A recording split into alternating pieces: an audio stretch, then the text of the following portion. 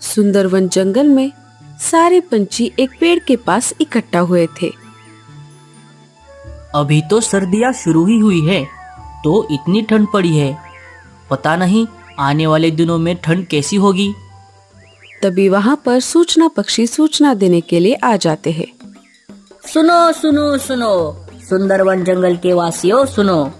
सूत्रों के अनुसार हमें यह पता चला है, आने वाले कुछ दिनों में जंगल में ठंड की लहर आने की संभावना है। तो राजा जी ने सारे जंगल वासियों को ये सूचना की है कि आप सभी अपने अपने घोंसले आने वाले संकट के लिए मजबूत कर लीजिए। सूचना पक्षी सूचना देकर चले जाते हैं। उनकी बात सुनते ही सारे पंछी डर जाते हैं। चलो, अब नया संकट आ गया। आए दिन इस जंगल में कुछ ना कुछ तो होता रहता है। एक संकट गया नहीं तो दूसरा हाजिर। अगर जंगल में ठंड की लहर आ गई तो बहुत बड़ा नुकसान हो जाएगा। हमें मुसीबत आने के पहले ही उपाय करना पड़ेगा। तुम सही कहते हो रानो। अभी तो रात हो गई है, लेकिन कल सुबह होते ही हम सब पंछी मिलकर निकलेंगे। हम सभी के घोंसलों को ठंड से बचाने के लिए जो सामग्री लगती है वो इकट्ठा करेंगे। तुम सही कहती हो लाडो। चलो फिर ठीक है, कल सुबह हम सब यहीं पर इकट्ठा होंगे और यहीं से सामग्री की खोज में निकलेंगे। रात हो गई थी। सब पंछी अपने अपने घोंसलों में बैठे थे। लाडो और उसके परिवार ने खाना खा लिया और सब सो गए। सुबह हो गई। पंछी उसी जगह पर इकट्ठा हुए। सब पंछी मिलकर सामग्री की खोज में निकल पड़े। थोड़ी दूर आने पर पंछियों ने देखा कि जंगल में हर तरफ बर्फ की चादर जमा हो गई थी। बर्फ जमा होने की वजह से सूखी लकड़ियां भी नहीं दिख रही थी। पंछी थोड़ा और आगे चले गए, लेकिन उनकी मेहनत बेकार गई। उन्हें कहीं पर भी एक भी लकड़ी का टुकड़ा नहीं मिला। कालू को आने वाले संकट के बारे में जरा भी चिंता नहीं थी, क्योंकि कालू ने एक बहुत बड़ा होटल बना लिया था। होटल के सारे कमरे इतने सक्षम थे कि वो आने वाले सारे मौसम को झेल सकते थे। लेकिन कालू को लकड़ियों की जानकारी थी, इस वजह से वो उन सारे पंछियों के साथ आया था। ओई माँ, मर गई रे मेरा पैर। अरे मीनू मौसी, क्या हुआ आपको? लगता है मेरे पैरों में मोच आ गई है।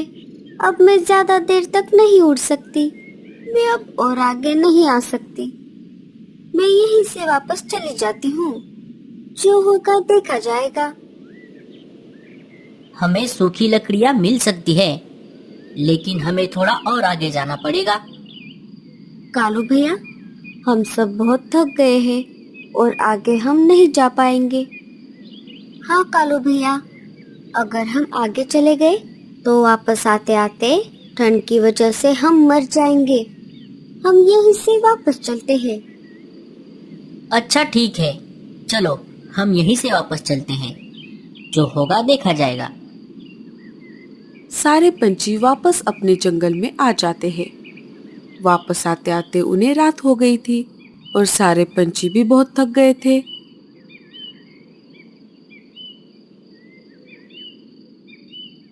घर आते ही सारे पंछी अपने घोंसले में सो गए।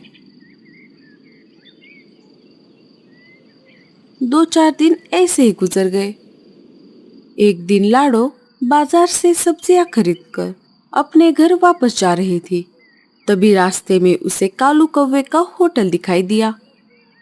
लाडो कालू से मिलने उसके होटल चली गई।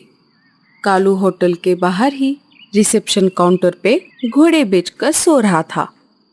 लाडो ने कालू को आवाज लगाई। कालू भैया, अरे ओ कालू भैया, उठ जाइए। कालू नींद से जाग जाता है। हाँ, अरे लाडू तुम आओ आओ, कहो आज कैसे आना हुआ? मैं बाजार से सब्जी खरीदकर घर जा रही थी, तो मैंने सोचा क्यों ना जाते जाते आपसे मिलती चली जाऊं। मैंने तो सोचा था कि आपको मुझसे मिलने के लिए 1 सेकंड का भी वक्त नहीं होगा। आपका होटल ग्राहक से भरा पड़ा होगा। मैंने भी यही सोचा था लाडो, लेकिन तुम तो देख रही हो मेरा होटल एकदम खाली है। बहुत दिन हो गए, एक भी ग्राहक नहीं आया। क्या आपने पता लगाया कि ऐसा क्यों हो रहा है? मैंने पता लगाने की बहुत कोशिश की, लेकिन मुझे कुछ समझ नहीं आ रहा लाडो। तभी लाडो को टेबल पर होटल के रूम्स का प्राइस चार्ट दिखाई देता है। लाडो ने देखा कि कालू ने होटल के रूम के दाम बहुत ज्यादा रखे थे। कालू भैया, आपने होटल के रूम के प्राइस इतने ज्यादा क्यों लगाए रखे हैं?